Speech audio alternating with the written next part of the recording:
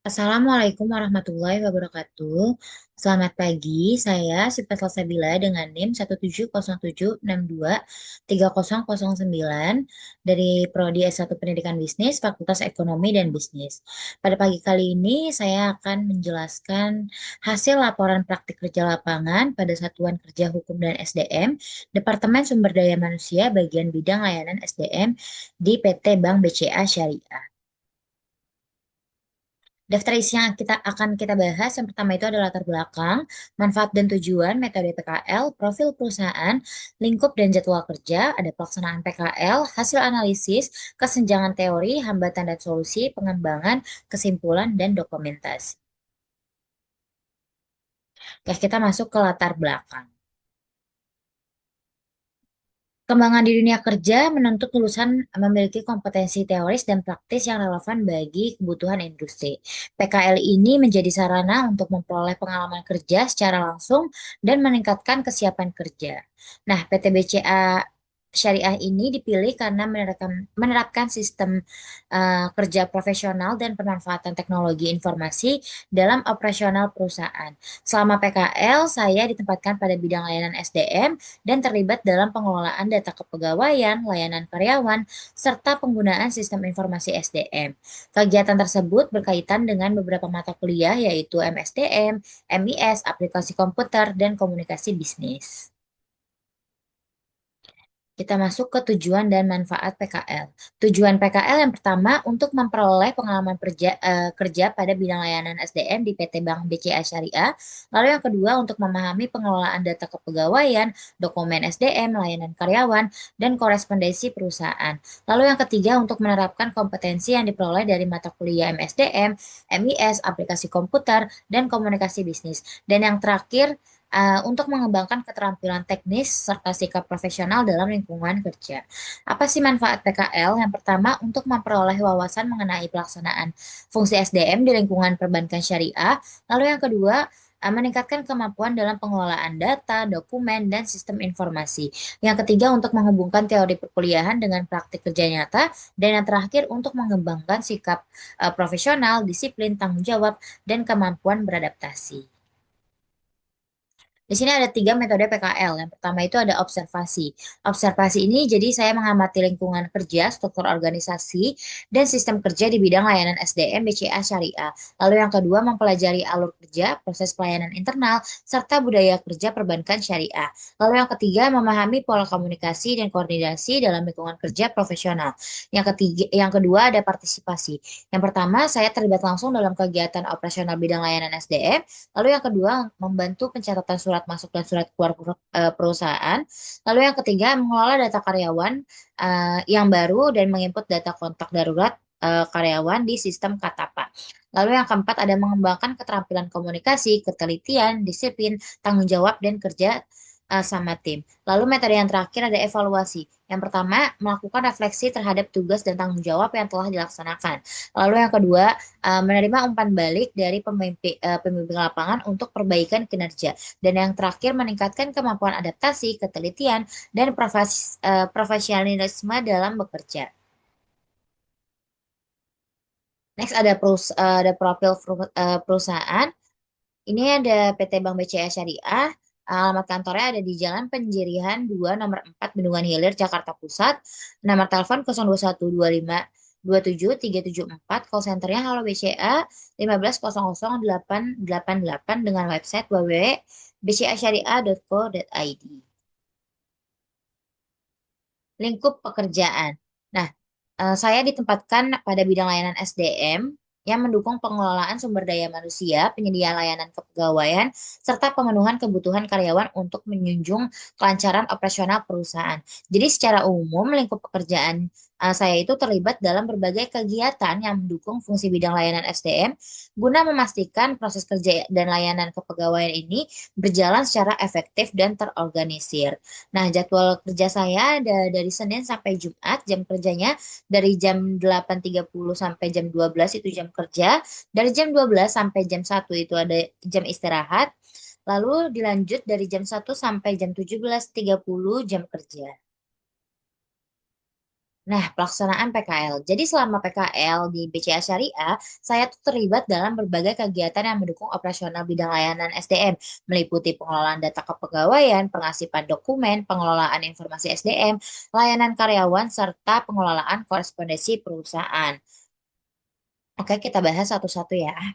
Yang pertama ada pengelolaan data karyawan melalui HRIS atau Human Resource Information System yang bernama Katapa. Jadi, saya ini membantu pembaruan data dan verifikasi data karyawan melalui sistem HRIS ini. Tapi nama di BCA Syariah itu Katapa.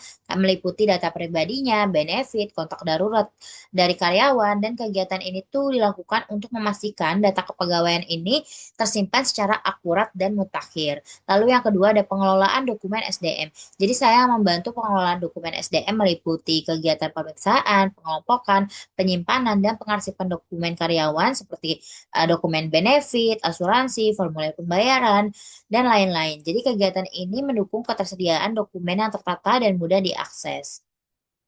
Lalu yang kedua ada pengelolaan data dan rekapitulasi data kepegawaian. Jadi saya membantu mengolah dan merekap berbagai data kepegawaian seperti WLKP, usulan kenaikan pangkat, dan eh, dan lain-lain untuk mendukung kebutuhan pelaporan perusahaan. Jadi proses ini tuh dilakuin untuk memperhatikan ketelitian dan akurasi data. Lalu yang keempat ada pelaksanaan layanan karyawan. Nah, di pelaksanaan layanan karyawan, saya mendukung layanan seperti pengelolaan data seragam, ID card, kartu asuransi, termasuk verifikasi dan pembaruan informasi yang diperlukan. Jadi kegiatan ini bertujuan untuk memastikan nih layanan administrasi karyawan ini berjalan dengan baik. Lalu yang ada terakhir ada pengelolaan surat masuk dan surat keluar. Jadi saya membantu pencatatan dan pengelolaan surat masuk dan surat keluar di bagian Satuan Hukum Kerja dan SDM untuk memastikan nih dokumen terdokumentasi secara tertib dan mudah ditelusuri. Jadi kegiatan ini mendukung kelancaran proses dan korespondensi perusahaan. Oke, next, kita masuk ke hasil analisis. Yang pertama, manajemen sumber daya manusia. Jadi, pengelolaan data karyawan melalui HIRIS yang bernama Katapa dan layanan karyawan menunjukkan penerapan fungsi administrasi serta pemeliharaan SDM. Lalu yang kedua, di manajemen informasi sistem. Jadi, penggunaan Katapa ini mencerminkan pemanfaatan sistem informasi untuk meningkatkan efisiensi dan integrasi data kepegawaian. Lalu yang ketiga ada aplikasi komputer. Jadi pengelolaan data menggunakan Microsoft Excel itu mendukung penyusunan dan rekapitulasi informasi kepegawaian secara akurat. Lalu yang keempat ada komunikasi bisnis. Jadi pencatatan dan surat masuk dan surat keluar ini mendukung komunikasi formal serta pengelolaan korespondensi perusahaan. Jadi PKL ini membantu saya untuk menghubungkan teori perkuliahan dengan praktik kerja serta mengembangkan kompetensi yang profesional. Lalu selanjutnya ada kesenjangan teori. Di MSDM, pengelolaan data karyawan dan layanan karyawan ini menunjukkan penerapan fungsi SDM. Namun dipraktikkan ini membutuhkan ketelitian dan tanggung jawab yang lebih tinggi. Di MIS atau Manajemen Informasi Sistem, penggunaan Haris Katapa ini menunjukkan pemanfaatan sistem informasi, tetapi di lapangan membutuhkan pemahaman, prosedur, dan akurasi data yang tinggi. Lalu yang ketiga ada aplikasi komputer. Nah, pengelolaan data menggunakan Microsoft Excel membantu rekapitulasi informasi. Namun, saat kerja menuntut namun praktik kerja menuntut ketepatan dan pengecekan ulang data. Lalu yang keempat ada komunikasi bisnis. Nah, di komunikasi bisnis ini pengelolaan surat masuk dan surat keluar itu mendukung komunikasi formal, tetapi di dunia kerja membutuhkan ketelitian dan koordinasi yang lebih cepat.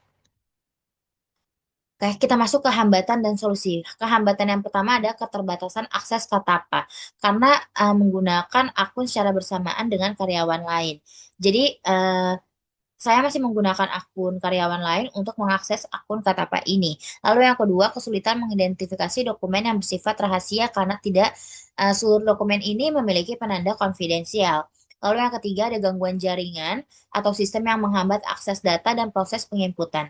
Lalu yang keempat ada ketidaksesuaian data karyawan pada saat proses pembuatan ID card. Lalu yang kelima ada pengerjaan beberapa tugas dalam waktu yang bersamaan sehingga memerlukan pengaturan prioritas. Lalu yang keenam ada pengiriman dokumen dalam waktu yang dekat gitu dengan jadwal pengiriman. Nah, solusinya apa? Yang pertama, saya melakukan dari solusi yang pertama, saya melakukan penyimpanan data di Katapa secara berkala dan berkoordinasi dengan pengguna akun Katapa lainnya untuk tidak login dulu nih ketika saya lagi login.